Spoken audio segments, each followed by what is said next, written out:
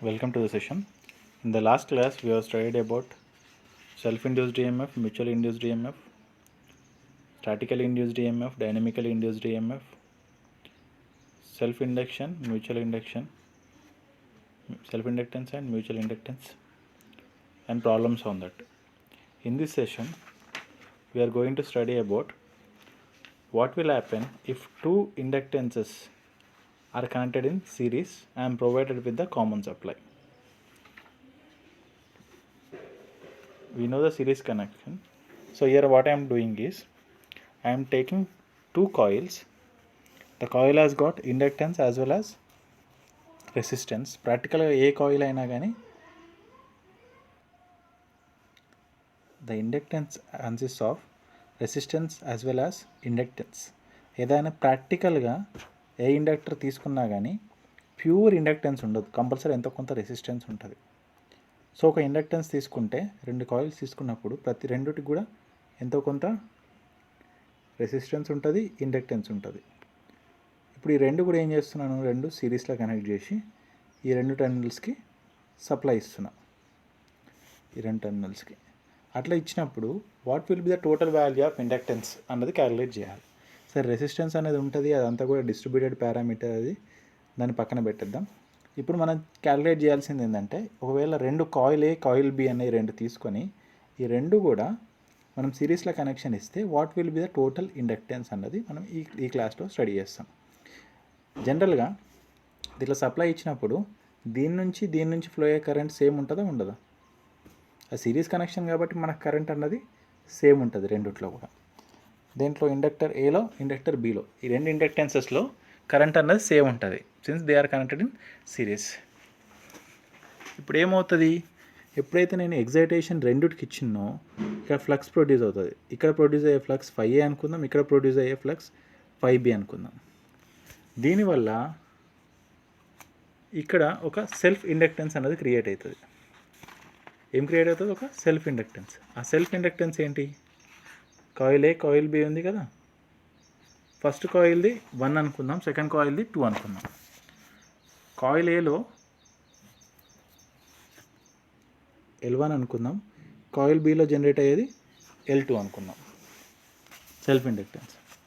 ఇప్పుడు ఏమవుతుంది, ఇక్కడ నుంచి ప్రొడ్యూస్ అయిన ఫ్లక్స్ 5A ఏదైతే ఉందో దీనికి లింక్ అవుతుంది. దీనికి లింక్ అయినప్పుడు ఇక్కడ ఒక మ్యూచువల్ ఇండ్యూస్డ్ ఈఎంఎఫ్ క్రియేట్ అవుతుంది.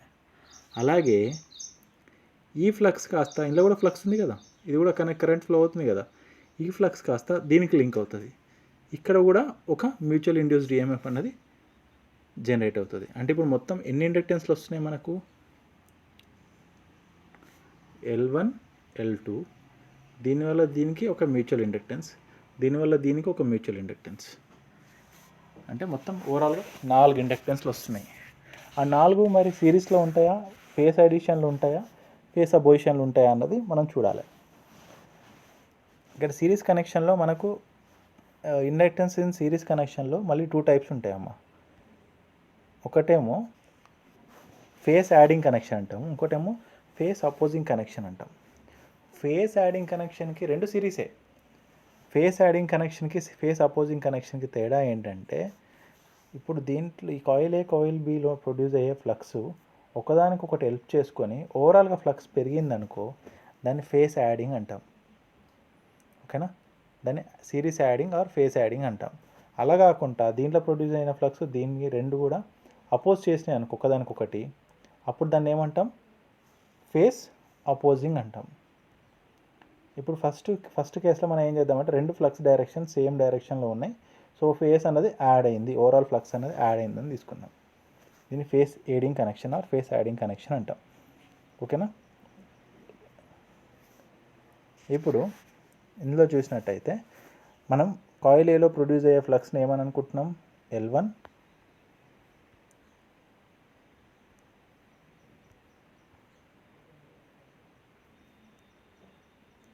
కాయిల్ ఏలో ప్రొడ్యూస్ అయ్యే ఇండక్టెన్స్ని L1 అనుకుంటున్నా, కాయిల్ బిలో ప్రొడ్యూస్ అయ్యే ఇండక్టెన్స్ని L2 అనుకుంటున్నా.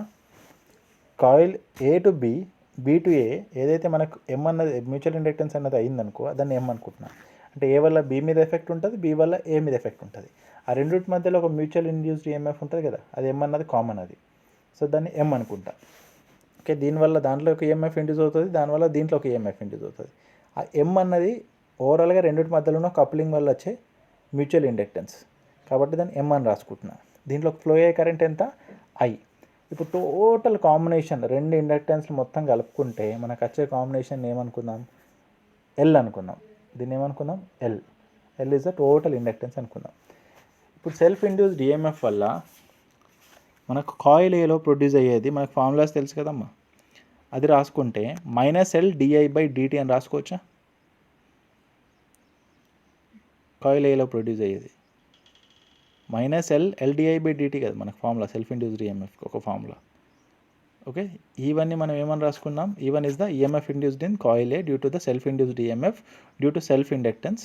ఆ సెల్ఫ్ ఇండ్యూస్డ్ ఈఎంఎఫ్ని -L/di/dt, ఈ సెల్ఫ్ ఇండక్టెన్స్ వల్ల మనకు సెల్ఫ్ ఇండ్యూస్డ్ ఈఎంఎఫ్ వస్తుంది, దాన్ని -L/di/dt అని రాస్తున్నా. అలాగే సెల్ఫ్ ఇండ్యూస్డ్ ఈఎంఎఫ్ మన కాయిల్ బీలో కూడా అవుతుంది కదా, దేనివల్ల అవుతుంది, దాంట్లో ఉన్న ఇండక్టెన్స్ వల్ల, సెల్ఫ్ ఇండక్టెన్స్ వల్ల అవుతుంది. అందుకే దాన్ని E2 = -L2di/dt అని రాసుకుంటున్నా. ఇప్పుడు కాయిల్ ఏలోకి ఈఎంఎఫ్ ఇండ్యూస్ అవుతుంది, దేనివల్ల, కాయిల్ బి నుంచి వచ్చే ఫ్లక్స్ వల్ల, మ్యూచువల్ ఇండ్యూస్డ్ ఈఎంఎఫ్ వల్ల. దాన్ని ఏమని రాసుకుంటా, E1' అనుకుంటా. E1' = -M/di/dt. ఎం అన్నది ఏంది, మ్యూచువల్ ఇండ్యూస్డ్ ఈఎంఎఫ్, అది బి నుంచి ఏకి ఫ్లో అవుతున్న ఫ్లక్స్ వల్ల మనకి ఈఎంఎఫ్ డెవలప్ అవుతుంది, దేంట్లో, కాయిల్ ఏలో. సో కాయిల్ ఏలో డెవలప్ అవుతున్న mutual induced ఈఎంఎఫ్ని E1' = M/di/dt. I is the current flowing through the coils. అలాగే కాయిల్ బి పైన ఏ వల్ల మనకు ఫ్లక్స్ ఫ్లో అవుతుంది, ఏ నుంచి వచ్చే ఫ్లక్స్ కాయిల్ బీకి లింక్ అయ్యి ఈఎంఎఫ్ ఇండ్యూస్ అవుతుంది కదా, దాన్ని E2' అనుకుంటా. సో ఈ రెండు టర్మ్స్ని E2 అంట, కాయిల్ బి, ఇవేమో E1 అంట. అప్పుడు -M/di/dt అవుతుంది. ఇప్పుడు ఓవరాల్ ఈఎంఎఫ్ ఎంత అవుతుందమ్మా, can I make general Kirchhoff laws ప్రకారం నేను సమ్ చేయొచ్చా మొత్తం అన్నీ కలిపి? I can make it as total induced EMF is equal to E1 + E1' + E2 + E2'. అప్పుడు ఏమవుతుంది మనకు, -L/di/dt -M/di/dt -L2/di/dt -M/di/dt replace చేస్తున్నా. ఇవన్నిటిని ఈక్వేషన్స్ని 1 2 3 4 నేను ఇక్కడ సబ్స్టిట్యూట్ చేస్తున్నా. సబ్స్టిట్యూట్ చేసి మైనస్ కామన్ తీస్తున్నా. ఓకేనా, మైనస్ కామన్ తీసిన. కామన్ తీస్తే మైనస్ ఇట్లా తీసేసుకున్నాక మనం మిగిలింది ఏంది, L/di/dt ప్లస్ ఇవన్నీ కూడా ప్లస్లు అయిపోతున్నాయి ఇక్కడ. ఓకే, ఇక్కడ ప్రింటింగ్ పడలేదు, ఇక్కడ di/dt ఉంటుంది ఈ లైన్లో. రైట్, ఇప్పుడు టోటల్ ఇండ్యూస్డ్ ఈఎంఎఫ్ని నేను టోటల్ ఇండక్టెన్స్ ఫార్ములాలో రాయొచ్చా? L/di/dt అనుకున్నాం కదా, టోటల్ ఇండక్టెన్స్ని L అనుకుంటున్నామని చెప్పి. అప్పుడు total L, total current, change of current with respect to టైమ్ని -L/di/dt అని రాస్తున్నా. ఇలా రాయడం వల్ల this is equal to -L1. ఇప్పుడు ఏమైంది, ఇక్కడ di/dt అన్నది కామన్ తీసిన. di/dt కామన్ తీస్తే ఏం మిగిలింది మనకు, -L1 + L2 + 2M of di/dt. ఇప్పుడు నేను ఈ di/dt క్యాన్సిల్ చేస్తా, మైనస్ మైనస్ క్యాన్సిల్ చేస్తా, మనకు L = ఏం మిగిలింది, L1 + L2 + 2M. So when you are connecting two inductance in series circuit, the net total inductance in phase adding will be is equal to L1 + L2 + 2M. L1 + L2 + 2M. That is the net total inductance. అర్థమైందా? This is the self-induced EMF in the coil A. This is the mutual induced EMF in the coil A. This is the self-induced EMF in the coil B. This is the mutual induced EMF in the coil B.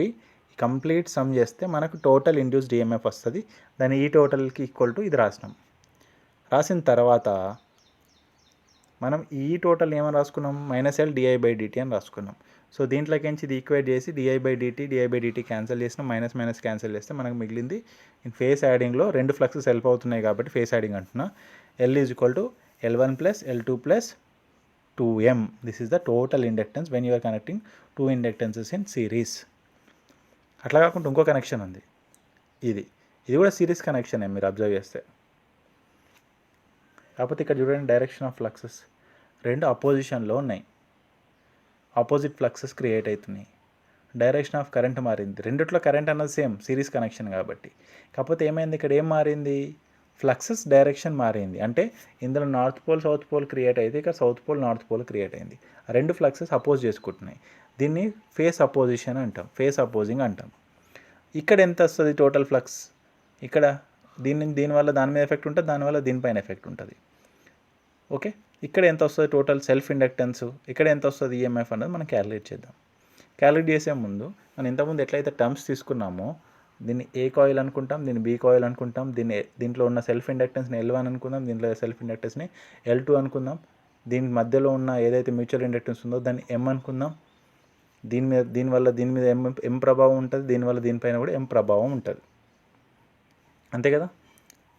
ఇప్పుడు first దాంట్లో self induced EMF ఎంత generate అవుతుంది formula రాసుకుంటే -L di/dt, E1 = -L1 di/dt అవుతుంది. అలాగే second కాయిల్లో మనం EMF calculate చేస్తే -L2 di/dt అవుతుంది. అంతేనా. ఇప్పుడు మ్యూచువల్ ఇండ్యూస్డ్ వల్ల ఫస్ట్ కాయిల్ పైన ఎంత, మ్యూచువల్ ఇండ్యూస్డ్ వల్ల సెకండ్ కాయిల్ పైన ఎంత అన్నది చూస్తే కనుక మనకి E1' వచ్చేసరికి -M di/dt రావాలి. కాకపోతే ఇక్కడ ఫేస్ అపోజింగ్లో ఉంది కాబట్టి ఏమవుతుంది, ఈ మైనస్ కాస్త ప్లస్ అవుతుంది. మనకు రివర్స్ డైరెక్షన్లో మనకి ఈఎంఎఫ్ అనేది ఇండ్యూస్ అవుతుంది. ఫేస్ ఫ్లక్స్ అనేది రివర్స్, రెండు ఫేస్ అపోజింగ్లో ఉన్నాయి కాబట్టి. సో E1' ఏమని రాస్తాం మనము, మైనస్ ఆఫ్ మైనస్ అంటే ప్లస్ అవుతుంది, M di/dt అని రాస్తున్నాము. అలాగే E2' కూడా M di/dt. ఇక్కడ I1 I2 ఏమి ఉండవు, ఎందుకంటే రెండు కూడా సిరీస్ కనెక్షన్, ఇది కూడా కరెంట్ సేమ్. సో కాకపోతే ఇక్కడ -M రాకుండా ఇక్కడ ఏమొచ్చింది, +M వచ్చింది మనకు. ఇప్పుడు టోటల్ ఇండ్యూస్డ్ ఈఎంఎఫ్ క్యాలిక్యులేట్ చేస్తే the sum of total E1 E1' E2 E2' చేస్తే which is equal to -L1 di/dt plus M di/dt -L2 di/dt plus M di/dt. ఇంతకుముందు వీటికి మైనస్ వచ్చినండే మ్యూచువల్ ఇండ్యూస్డ్ ఈఎంఎఫ్కి, ఇక్కడ రాలేదు మనకు, ప్లస్ వచ్చింది. ఇప్పుడు దీంట్లో మనము di/dt మైనస్ కామన్ తీస్తే కనుక మనకేం మిగులుతుంది, L1 + L2 - 2M మిగులుతుంది. ఇది ఎందుకంటే ఈ మైనస్ కామన్ తీసినా కాబట్టి ఇవి రెండు కూడా మైనస్ అయిపోతాయి, -2M మిగులుతుంది. ఇప్పుడు ఇది ఈఎంఎఫ్ ఇండ్యూస్డ్ టోటల్ ఏమని రాసుకోవచ్చు, -L di/dt అని రాసుకోవచ్చు. So -L di/dt = -di/dt of L1 + L2 - 2M. ఇప్పుడు ఏమైంది, ఇక్కడ మైనస్ క్యాన్సిల్ చేయొచ్చు, di/dt క్యాన్సిల్ చేయొచ్చు. టోటల్ ఇది చేసినాక మనకు మిగిలింది ఏంది, L = L1 + L2 - 2M. ఇంతకుముందు ఏమొచ్చింది, L = L1 + L2 + 2M వచ్చింది ఫేస్ యాడింగ్లా. ఫేస్ అపోజింగ్లో ఏమొచ్చింది మనకు, L1 + L2 - 2M. రెండు సేమ్ కనెక్షనే, సిరీస్ కనెక్షన్. కాకపోతే ఇక్కడ ఫ్లక్స్ చూడండి, దీంట్లో ఫ్లో అయ్యే కరెంట్ రివర్స్లో ఫ్లో అయింది, ఇటు నుంచి ఇటు కాకుండా ఇటు నుంచి ఇటు ఫ్లో అయింది. అందువల్ల దీంట్లో ప్రొడ్యూస్ అయ్యే ఫ్లక్స్ దీనికి అపోజింగ్ ఉంది. కాబట్టి టోటల్ ఇండక్టెన్స్ మనకి ఇక్కడ L1 + L2 - 2M వచ్చింది. ఇంతకుముందేమో L1 + L2 + 2M వచ్చింది. ఇప్పుడు చూస్తే ఇక్కడ చూడండి, రెండు సేమ్ డైరెక్షన్లో కరెంట్ ఫ్లో అయినాయి కాబట్టి సేమ్ డైరెక్షన్లో కూడా మనకి ఈఎంఎఫ్ అన్నది ఇండ్యూస్ అయింది ఈ కేసులో. కాబట్టి ఇక్కడ రెండు ఫేస్ యాడింగ్ ఉన్నాయి, ఇక్కడ మాత్రం చూడండి అపోజింగ్లో ఉన్నాయి. సో ఈ రెండు ఫార్ములాలు, ఇదొకటి L1 + L2 + 2M, ఇదొకటి L1 + L2 - 2M. ఇది చాలా ఇంపార్టెంట్, ప్రాబ్లమ్స్ కూడా వస్తాయి దీనిపైన, ఎగ్జామ్ కూడా చాలా ఇంపార్టెంట్. ఇది ఎగ్జామ్లో ఎట్లా అడుగుతారంటే inductance connected in series, find out the total inductance in phase opposing and phase adding అని అడుగుతాడు. అప్పుడు మీరు డెరివేషన్ చేయాలి, చాలా సింపుల్ ఉంటుంది, జాగ్రత్తగా నేర్చుకొని జాగ్రత్తగా చేయండి. Next let us see the energy stored in the magnetic field. ఇప్పుడు ఏం తీసుకుందామంటే energy stored in the magnetic field అని ఎందుకు అంటున్నాడంటే, ఇప్పుడు మనం ఒక కాయిల్ తీసుకొని దీనికి మనం సప్లై ఇచ్చినప్పుడు, ఎగ్జైటేషన్ ఇచ్చినప్పుడు, ఈ కాయిల్కి రెసిస్టెన్స్ ఉంది. ఈ రెసిస్టెన్స్ వల్ల కొంత పవర్ ఏమవుతుందంటే, మనం ఇచ్చిన ఎనర్జీ ఏమవుతుందంటే కొంత హీట్ ఫామ్లో వేస్ట్ అవుతుంది, హీట్ ఫామ్లో డిసిపేట్ అవుతుంది. ఎందుకంటే దీంట్లో రెసిస్టెన్స్ ఉంది కొంత, అది వదిలేసేయండి రెసిస్టెన్స్. మిగతా ఎనర్జీ అంతా కూడా మనకు మ్యాగ్నెటిక్ ఫీల్డ్ ఫామ్లో స్టోర్ అయి ఉంటుంది, అంతే కదా. అందుకే energy stored in magnetic field అనుకోమంటున్నాడు.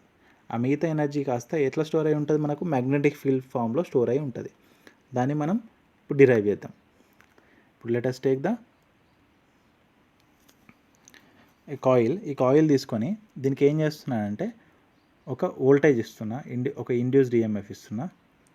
Okay, ఎట్లా ఇస్తున్నా, లీనియర్గా పెంచుకుంటూ వెళ్తున్నా. ఈఎంఎఫ్ పెంచుకుంటూ వెళ్తే కరెంట్ కూడా పెరుగుకుంటూ వెళ్ళింది. ఓకే, దీనికి ఉన్న ఇండక్టెన్స్ ఏదైతే ఉందో సెల్ఫ్ ఇండక్టెన్స్, దాన్ని ఎల్ అనుకుంటున్నా. ఈ లెంత్ ఆఫ్ కాయిల్ని స్మాల్ ఎల్ అనుకుంటున్నా. Area of cross section of కాయిల్ని క్యాపిటల్ ఏ అనుకుంటున్నా. ఓకేనా. ఇప్పుడు total work done in a dt second, అంటే ఒక చేంజ్ ఆఫ్ సెకండ్లో ఎంత వర్క్ డన్ జరిగింది, ఎంత ఓవర్కమ్ ద ఆపోజిషన్ పొజిషన్ ఎంత అన్నది మనం క్యాలిక్యులేట్ చేయాలి. ఇప్పుడు వర్క్ డన్ అంటే మనకు ఫార్ములా అయింది, పవర్ అంటే వర్క్ డన్ బై టైం కదా. వర్క్ డన్ అంటే ఏమవుతుంది, పవర్ ఇంటూ టైం అవుతుంది. ఇప్పుడు ఇక్కడ మనం క్యాలిక్యులేట్ చేస్తే వర్క్ డన్ ఎంత జరిగింది, ఒక డిటి అన్న సెకండ్, ఒక డిటి, ఒక చేంజ్ ఆఫ్ టైంలో ఎంత వర్క్ డన్ జరిగింది అన్నది క్యాలిక్యులేట్ చేస్తున్నాం. ఇప్పుడు చేంజ్ ఆఫ్ వర్క్ డన్ డిడబ్ల్యూ is taken as E is the voltage supplied, I is the current. అంటే ఏంది, పవర్ వచ్చేసింది కదా. వోల్టేజ్ ఇంటూ కరెంట్ ఎంత టైం, డిటి అన్నది టైం కదా మనం తీసుకుంది, ఒక డిటి సెకండ్ అనుకుంటాం. ఒక చేంజ్ ఆఫ్ సెకండ్, ఒక change of time, dt is the change of time here, డిడబ్ల్యూ is the change of work done. Okay, అప్పుడు డిడబ్ల్యూ is equal to EI DT. Power into DT అంటే ఏంది, పవర్ ఇంటూ టైం అంటే మనకు work done వచ్చింది formula, అదే కదా. సో ఇక్కడ ఏం చేశానంటే ఈ ప్లేస్లో మనకు ఫార్ములా ఉంది, L d i by d t. Actual minus L d i by d t, ప్రస్తుతానికి ఎల్ డిఐ బై డిటి అని తీసుకుందాం, ప్రాబ్లం ఏం లేదు మైనస్ తీసుకోకపోయినా. ఓకే, ఇక్కడ ఈ ప్లేస్లో నేను ఏం సబ్స్టిట్యూట్ చేస్తున్నా అంటే L d i by d t substitute చేస్తున్నా. ఇప్పుడు ఏం చేస్తున్నా, డిటి క్యాన్సిల్ చేస్తున్నా. మనకు మిగిలింది ఏంది, ఎల్ఐ డిఐ. ఎంత మిగిలింది మనకు, ఎల్ఐ డిఐ. ఇది work done for an instantaneous time, instantaneous current, ఒక సెకండ్ ఇన్స్టెంట్లో. ఓకేనా, అట్లా ఒక 0 నుంచి ఒక మ్యాక్సిమం వరకు ఎంత వర్క్ డన్ జరిగింది అన్నది క్యాలిక్యులేట్ చేయాలి మనకు. ఎంత నుంచి ఎంత వరకు, 0 నుంచి ఇంత కరెంటు వరకు, ఐ అన్న కరెంటు వరకు ఎంత వర్క్ డన్ అన్నది జరిగింది అన్నదానికి ఏం చేస్తానంటే ఇదంతా ఇంటిగ్రేట్ చేస్తే మనకు వర్క్ డన్ తెలుస్తుంది. అదంతా ఇంటిగ్రేట్ చేయాలి కదా, నేను కరెంట్ పెంచుకుంటూ వెళ్ళినా. ఓకే, అందుకే ఏం చేస్తున్నా అంటే ఇప్పుడు డిడబ్ల్యూ ఈజ్ ఈక్వల్ టు మనకి ఏమొచ్చింది, ఎల్ఐ డిఐ వచ్చింది కదా.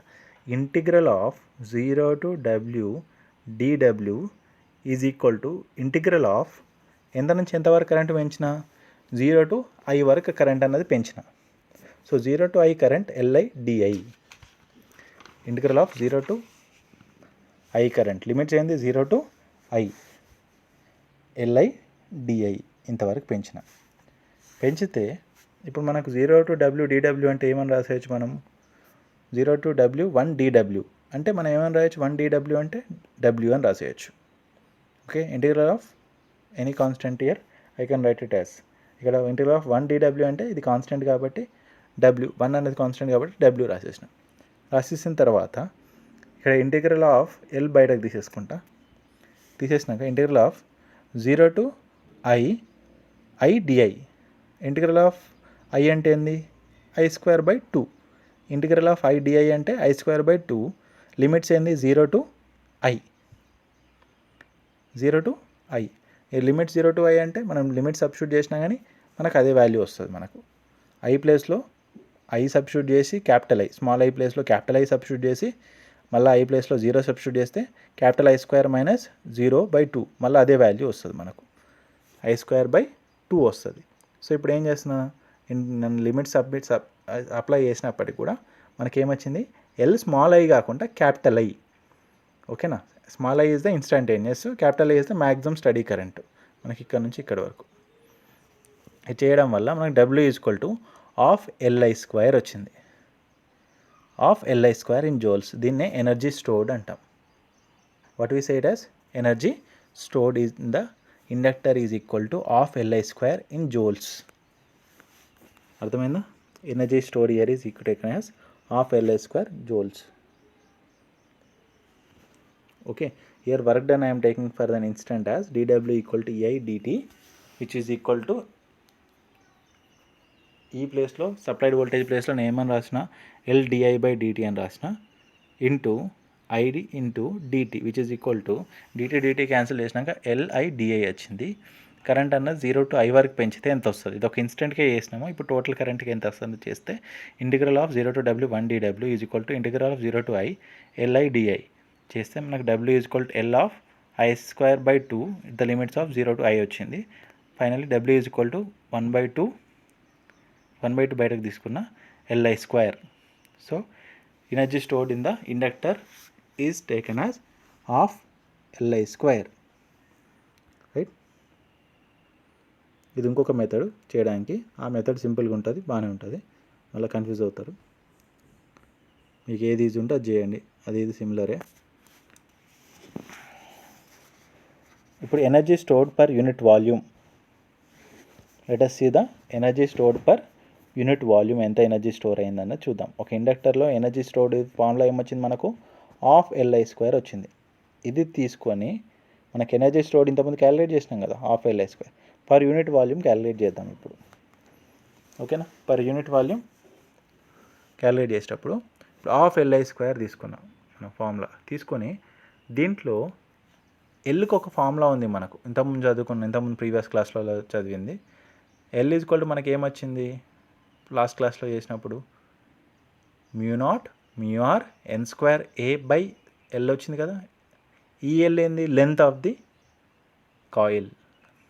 ఓకేనా? సో ఎల్ ప్లేస్లో ఏమని రాసిన? ఎల్ని ఎట్లా సబ్స్టిట్యూట్ చేసిన?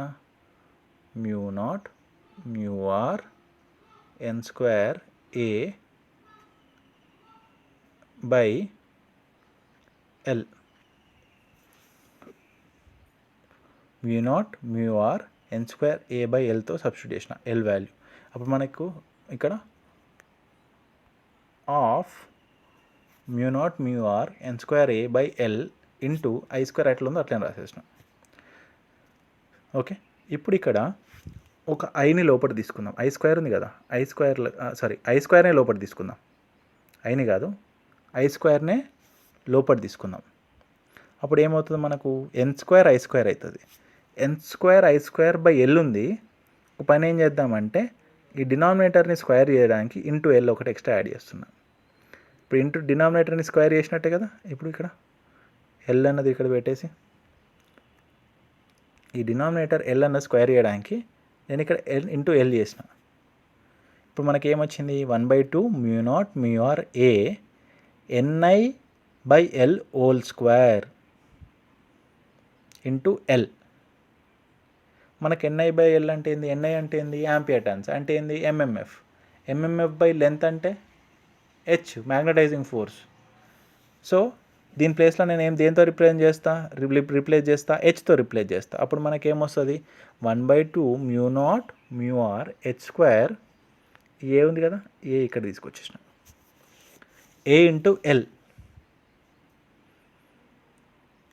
1/2 μ0 μr h² into A into L.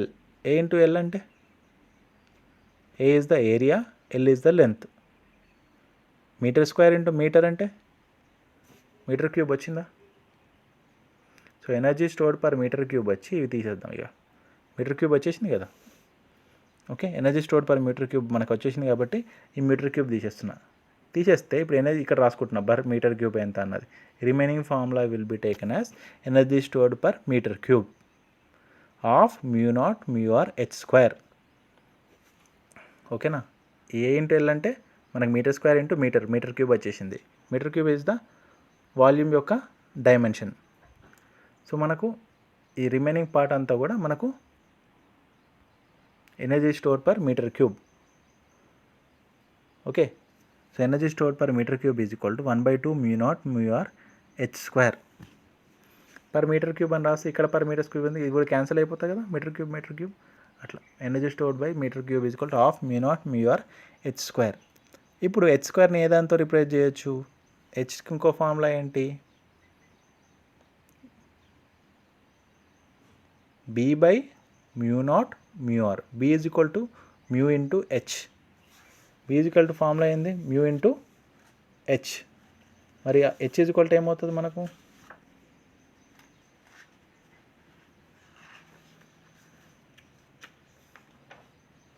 B is equal to mu into H అంటే ఏమని రాయొచ్చు? μ0 μr హెచ్ అని రాయొచ్చు. B is equal to mu not mu R H అని రాయొచ్చు.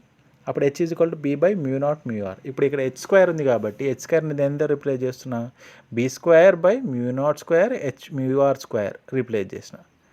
ఇప్పుడు బి స్క్వేర్ బై హెచ్ ప్లేస్లో B square by mu naught square mu R square replace చేసిన.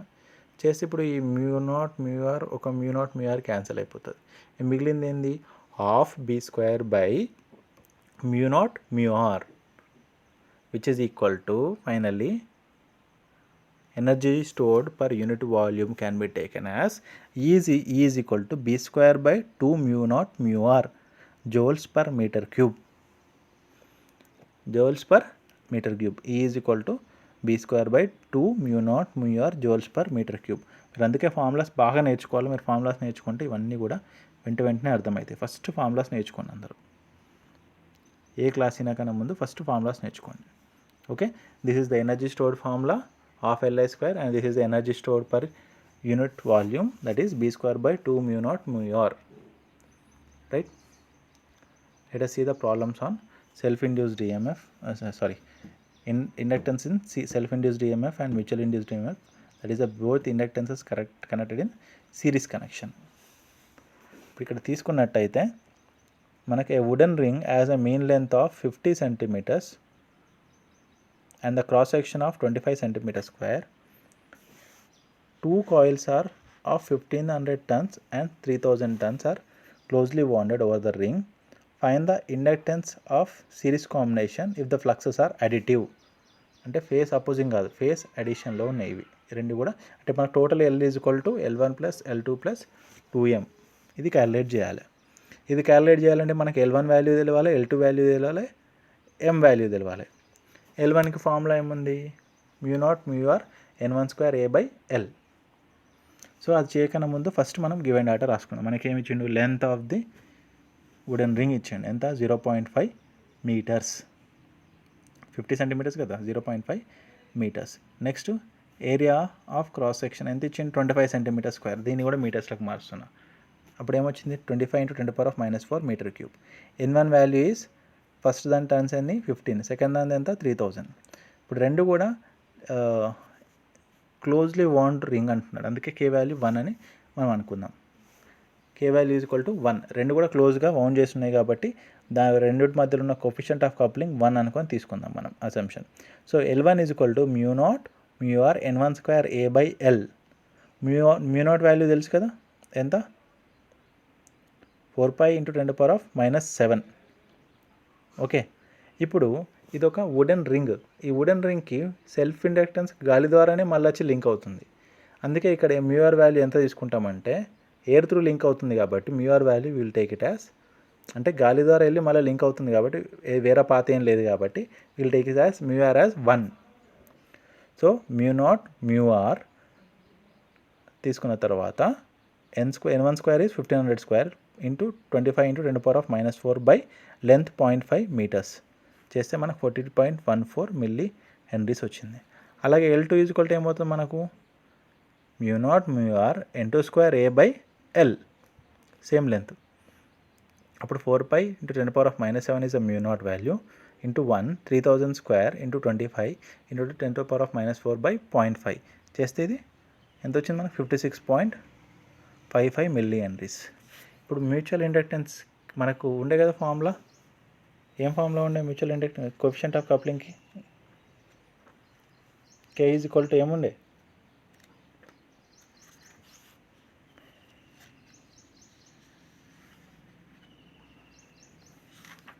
సెకండ్ చాప్టర్లో స్టడీ చేసాం. K is equal to M by √L1 into L2.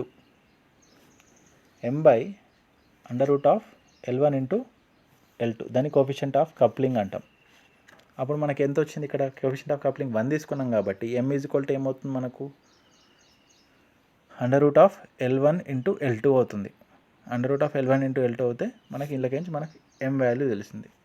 ఇప్పుడు మనకి L1 value వచ్చింది, L2 వాల్యూ వచ్చింది, M వాల్యూ వచ్చింది. ఈ మూడు సబ్స్టిట్యూట్ చేసి మనకు ఫార్ములా ఏం రాయాలి, L is equal to L1 plus L2 plus 2M రాస్తామా, L is equal to L1 plus L2 minus 2M రాస్తామా. ప్లస్ 2m రాయాలి, ఎందుకంటే ఇక్కడ ఫేస్ అడిటివ్ అన్నాడు. ఇదే ఆపోజిటివ్ అని అనుకో, ఇదంతా ప్రొసీజర్ సేమ్, ఇక్కడికి వచ్చేసరికి ఇక్కడ -2m రాస్తాం. కాకపోతే అడిషన్ అన్నాడు కాబట్టి ఇక్కడ +2m అని రాయాలి. Fluxes will be in additive. ఇప్పుడు ఫ్లక్సెస్ ఇన్ ద ఆపోజిట్ అంటే ఏం రాస్తాం, -2m అని రాస్తాం. So L = L1 + L2 + 2m. ఇవన్నీ సబ్స్టిట్యూట్ చేస్తే మనకు ఫైనల్గా ఎంత వచ్చింది, 127.29 మిల్లీ హెన్రీస్ వచ్చింది. సారీ, ఇది మైక్రో హెన్రీస్, మళ్ళీ printing mistake. This is the milli value and this is the micro Henry's. 127.29 micro Henry's వచ్చింది మనకు. ప్రాబ్లమ్స్ కూడా చాలా సింపుల్గా ఉంటాయి. This is also another problem.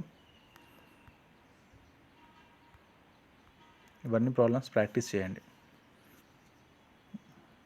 K = m/√L1 × L2.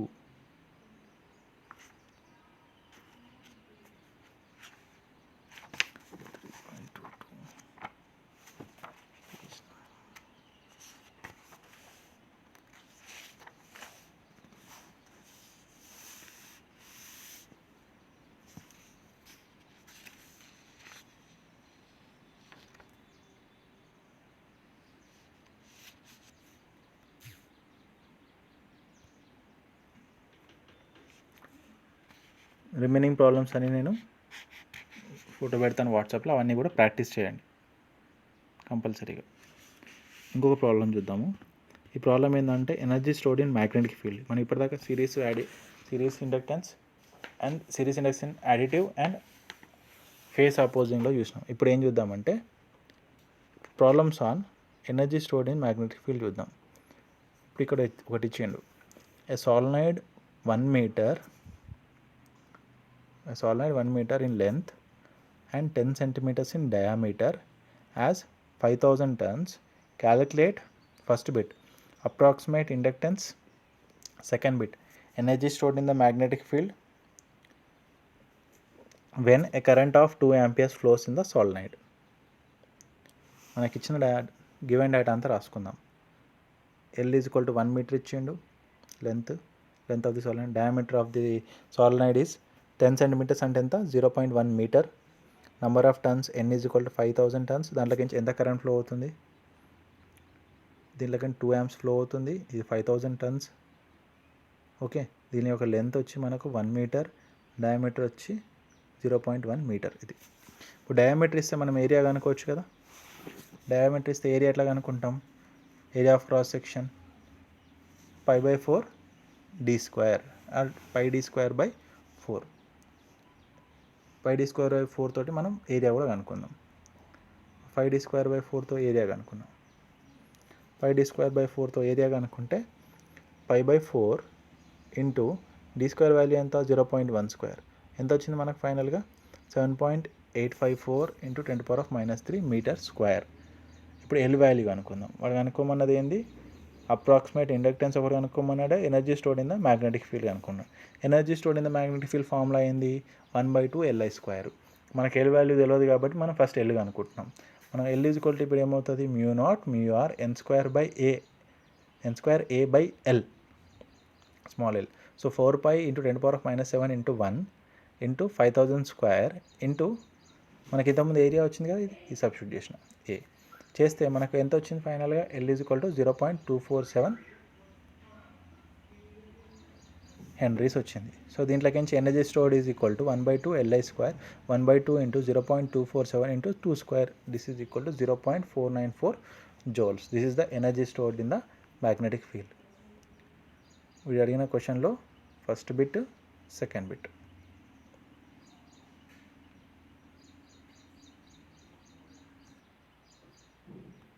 మనం ఇంతకుముందు ప్రాబ్లంలో energy stored per metre cube కనుక్కున్నాం కదా. Energy stored per metre cube ఏదైతే ఉందో దీన్ని ఫోర్స్ అని కూడా అనొచ్చు. Force excited between 2 magnetic fields, 2 magnets or 1 magnet and 1 iron surface. అట్లా దీన్ని ఫోర్స్ అని కూడా అనొచ్చు. ఇది ఒక పాయింట్ గుర్తుపెట్టుకోండి. Okay, total 3rd chapter complete అయిపోయింది. ఇప్పుడు నేను 4th చాప్టర్ క్లాసెస్ రికార్డ్ చేసి పంపిస్తాను నెక్స్ట్. ఇవి జాగ్రత్తగా చూసుకొని ఏమైనా డౌట్లు ఉంటే వాట్సాప్లో పెట్టండి, నేను సపరేట్ వీడియో తీసి పంపుతాను మీకు.